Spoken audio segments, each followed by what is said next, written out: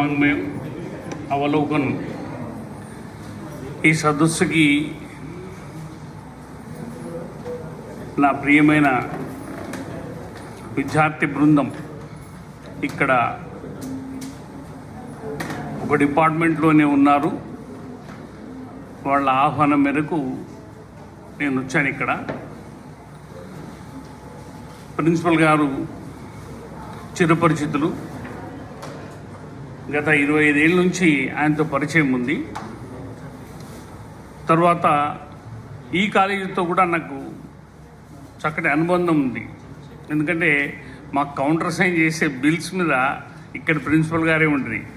దానివల్ల ఇక్కడ ఉన్న లెక్చరర్లతోని వాళ్ళందరితోని చాలా మంచి అనుబంధమే ఉండేది. నేను 13లో రిటైర్ అయ్యి వెళ్ళిన తర్వాత కొంచెం ఆ రిలేషన్ దూరం అయిపోయిందని అనుకోండి.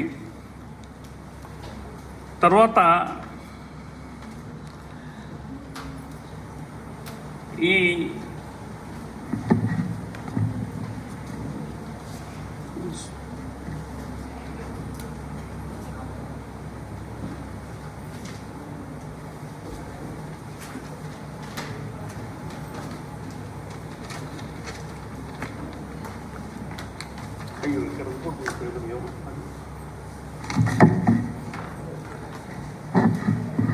ముందు నా పత్ర సమర్పణ అయిన తర్వాత మిగతా వాళ్ళకి పిలుస్తాను. సో అతి త్వరగా ముగిస్తాను. జిజ్ఞాసుడని గొప్ప భారతీయ తార్కిక వేత్త, తర్కశాస్త్ర పితామహుడు. మొదలు ఆయన్ని, చివర ఆయన్ని. ప్రపంచంలో ఆయనకు సాటినటువంటి ఓ వ్యక్తి మరొకరు ఇక్కడ లేదు. ఆయన చాలా చరిత్ర ప్రసిద్ధి పొందినటువంటి వ్యక్తి. భారతదేశపు గొప్ప తత్వవేత్తల్లో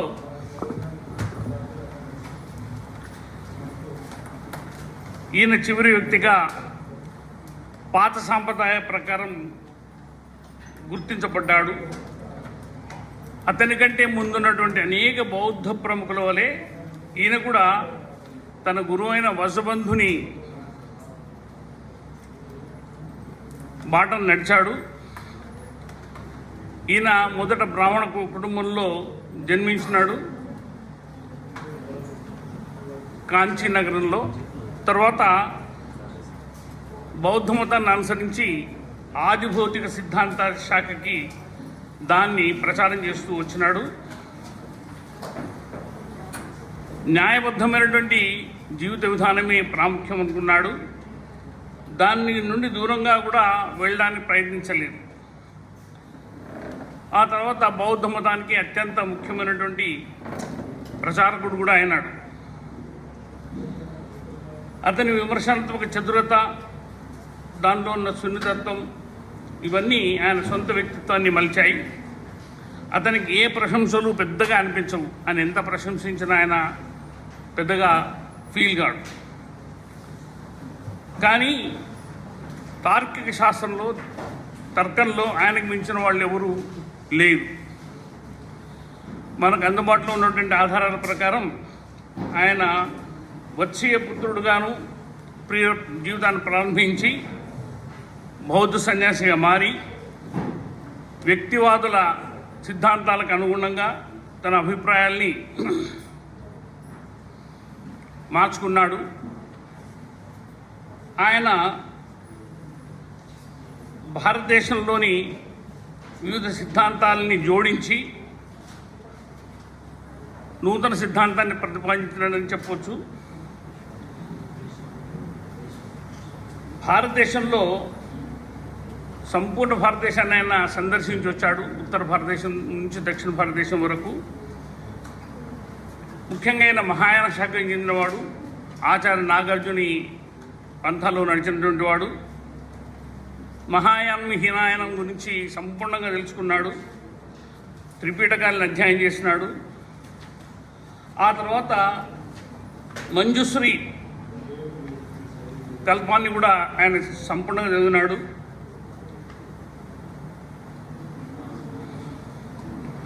బౌద్ధ జ్ఞానదేవుడి నుంచి ఆయన చాలా ప్రేరణ పొంది తర్వాత నలందకు ఆహ్వానించబడ్డాడు. కొద్ది రోజులు నలందలో ఉన్నాడు.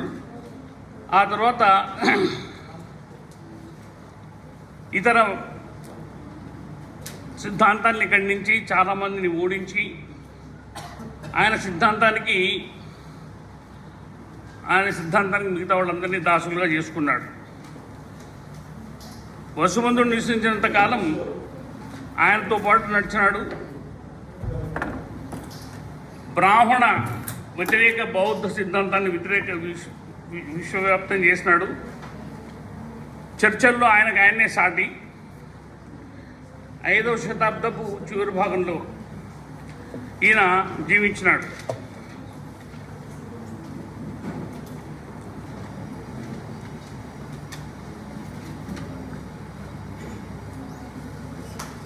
ముఖ్యంగా ఆయన జ్ఞానమంతా కూడా తర్కమే. తర్కంతోనే జ్ఞానం వస్తుంది అనే సిద్ధాంతాన్ని నొక్కి చెప్పినాడు. అందుకే యోగాచార మహాయానానికి చెందిన ఒక ముఖ్యమైన శాఖని ఈయన ప్రారంభించినాడు. మైత్రేయనాథ లేదా మైత్రేయంతో అసంగ, వసుబంధ, స్థిరమతి, దిగ్నాగ వీళ్ళందరూ ఏకకరణలో ఉన్నటువంటి వాళ్ళు. ధర్మపాల, ధర్మకీర్తి, శాంతరక్ష వాళ్ళ రచన ద్వారా ఈ యోగాచార సిద్ధాంతానికి బలం వచ్చింది. దిగ్నాగుడు వసుబంధుని గురువుగానే కాకుండా తన సోదరుడిగా కూడా భావించేవాడు. విజ్ఞానవాద అనే పదాన్ని వసుబంధుడు, దిగ్నాగుడు ఇద్దరు ఉపయోగించారు. యోగాచారం అనే అనువర్తనాన్ని అసంగుడు ప్రతిపాదిస్తే వీళ్ళు దాన్ని ఆచరించారు. వాళ్ళు రాసిన అన్ని గ్రంథాలు అలభ్యమే. కానీ దిగ్నాగుడి రచనలన్నీ కూడా సంస్కృతంలో చేసినాడు ఈయన. బౌద్ధ మతంలో సాగిన ప్రాకృత రచనా విధానాన్ని పక్కకు పెట్టి సంస్కృతంలో రాయడం కూడా ప్రారంభించాడు ఈయన. ముఖ్యంగా బౌద్ధ సంప్రదాయ ప్రకారం ఈయన ఒరిస్సా ప్రాంతంలో ఉన్నటువంటి విధానాన్ని అనుసరించి అక్కడి రాజు ఈయన ఆహ్వానించినప్పుడు ఆయన సభలో ఉన్న వాళ్ళందరినీ కూడా బౌద్ధంలోకి మలిచినాడు. తర్వాత తెలంగాణకు వచ్చినాడు. తన జీవితాన్ని ఎక్కువ తెలంగాణలోనే గడిపినాడు. ముఖ్యంగా కంబాలపల్లి అంటే స్తంభంపల్లి, అక్కడ బౌద్ధ గుహాలయాలు ఉన్నాయి. ఆ తర్వాత పూర్ణ స్తూపాలు, చైత్యాలు కూడా ఉన్నాయి. ఆయన ఒక చైత్యాన్ని నిర్మించినాడు. తర్వాత అరంపురం గ్రామంలో ఉండేవాడు. అది మేడారం దగ్గర ఉండేది. ఆ తర్వాత మేడారంలో ఉన్నాడు. కోటిలింగాల, ధూళికట్ట ఈ ప్రాంతాల్లో ఆయన విస్తృతంగా తిరిగేవాడు.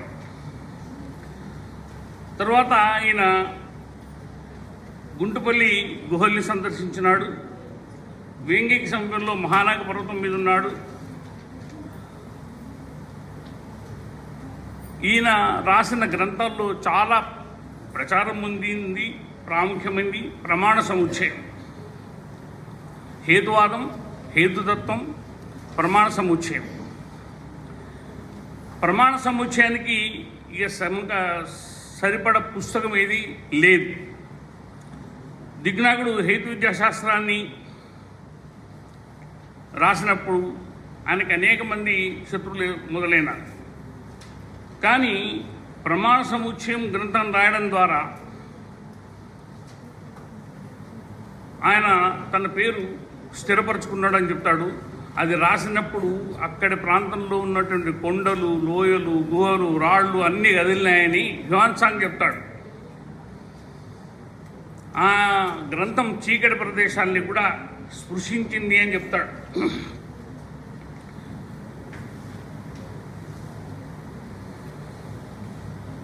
దిగ్నాగుడు గురించి మంజుశ్రీ ఇలా అంటాడు: అయ్యా, మీరు చాలా గొప్పవాళ్ళు. మీతో చదువు కలిగిన వాళ్ళు ఇప్పుడు కానీ ఇక ముందు కానీ ఎవరు ఉండరు అని అన్నాడు. దిగ్నకుడు ఆదేశాలను స్వీకరించి గౌరవపూర్వకంగా ఆయనకు నమస్కరించి మీరు రాసిన దాంట్లో ఒక హేతు విద్యని క్రమశిక్షణ విధంగా రాయండి అని మళ్ళీ కోరినాడు. ఆ తర్వాత ఆయన రచనలో ముఖ్యంగా ప్రమాణ సముచ్చయం తర్వాత న్యాయప్రవేశ, హేతుచక్ర, ఢమరు, ప్రమాణశాస్త్రం, న్యాయప్రవేశం, ఆలంబనా పరీక్ష మరియు అనేక ఇతరమైన కఠినమైన కష్టమైన శైలిలో సంస్కృతంలో రాసినాడు. దిగ్నాకుడు తన రచనలో వాత్సాయనుడు న్యాయభాష్యలో ప్రతిపాదించిన సిద్ధాంతాలను కూడా విమర్శించినాడు. వాత్సాయన శాస్త్రానికి ఆయన ఉద్యోతకారుడు, న్యాయవర్తికను రాసినాడు. దిగ్నాకుడు భారతదేశంలో బౌద్ధ మరియు సనాతన సన్యాస వ్యవస్థను మధ్య ఒక విశిష్టమైన వారధిగా నిలిచినాడు.